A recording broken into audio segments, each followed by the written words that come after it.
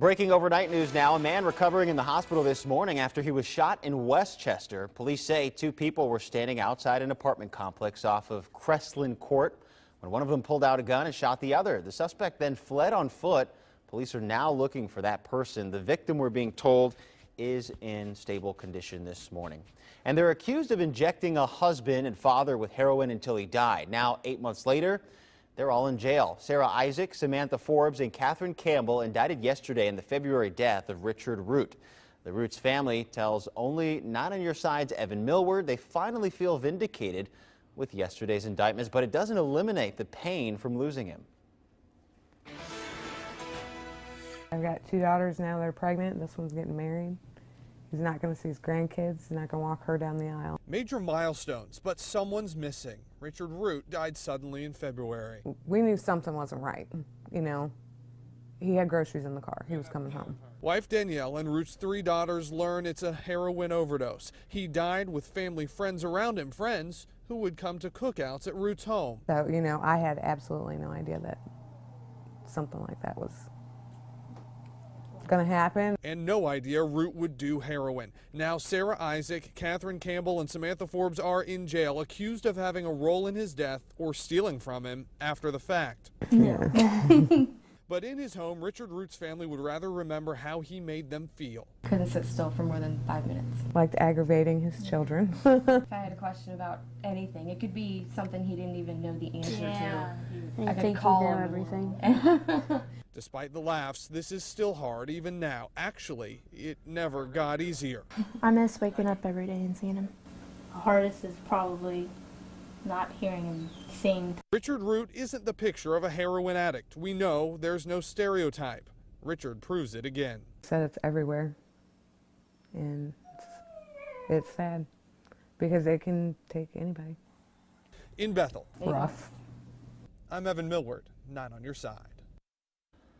And this morning, a 70-year-old woman will face a judge for drug charges. This after she was shot and robbed at her Winton Hills home Wednesday night. Police say Judith Sidwell had drugs inside of her home, and crooks noticed that. They forced their way into the home and robbed Sidwell. She's been in the hospital recovering since that night, but this morning she will be in court. Police say Sidwell served time in prison in the 80s on drug charges. Right now, Senate candidate Allison Lundergan Grimes is in northern Kentucky, and she's brought with her some heavy hitters in these last days before the election. Not on Your Side's Allie Kramer is live at the Bank of Kentucky Center with the big rally planned for today. Good morning, Mario. It certainly is all eyes on the Kentucky Senate race. This morning, Senate candidate Allison Lundergan Grimes, while she will be campaigning with former Secretary of State Hillary Clinton. Now, the two of them have actually campaigned here in the tri-state before. Now, the final Bluegrass poll released Thursday night has Senate Minority Leader Mitch McConnell with a 5-point lead over Grimes. Now, this shows a surge for the incumbent since the last poll had Grimes up by 2 points.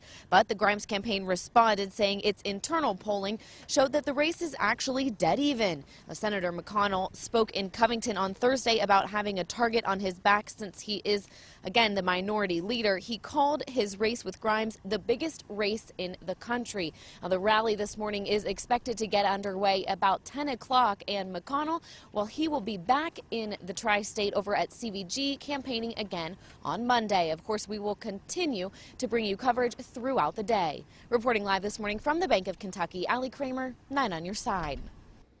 Allie, thanks. And again, the countdown to Election Day is just 3 days away. It's the final big push for the candidates to win your vote. Kentucky Senator Mitch McConnell, who is up for re-election, spoke on Thursday to the Northern Kentucky Chamber of Commerce. McConnell talked about why the race against Democratic candidate Allison Lundergan Grimes is so heated right now. This is far and away the biggest race in the country because in recent years it's kind of become blood sport to target whoever the opposition leader is, and we went after Harry Reid in 2010 as well. So it sort of goes with the turf. And you just heard our reporter Allie Kramer talking about Allison Grimes campaigning this morning with Hillary Clinton. We'll be covering this for you throughout Good Morning Tri-State. And it's an election rally in one of the most unusual places. Ohio Governor John Kasich's last push for votes brought him to Elder High School's Purple House in Price Hill. Kasich's visit is one day after his Democratic challenger Ed Fitzgerald swung through Cincinnati. Kasich says this election means more than just parties. It's about the progress Ohio has made so far. I want the Democrats in this state to realize that we've produced. It's not braggadocio. It's not all about me. It's about the fact that we've come together. Rock rib. So don't forget, Election Day, November 4th, that's this Tuesday. We're going to have the live results from across the tri-state right here on 9 on Your Side. Former Florida Congressman and Elder graduate Trey Radel has had his record expunged, we're learning. He pled guilty to cocaine possession in 2013. Radel had the option to apply for a record expungement if he successfully completed probation. District of Columbia officers arrested Radel in October of 2013 for trying to buy drugs from an undercover officer. Well, the day everyone's been waiting for is almost here, where you can give back and help support Lauryn Hill on her last game. And Halloween turns deadly for a couple of trick-or-treaters. What police in California are now saying led to the deaths of 3 teens.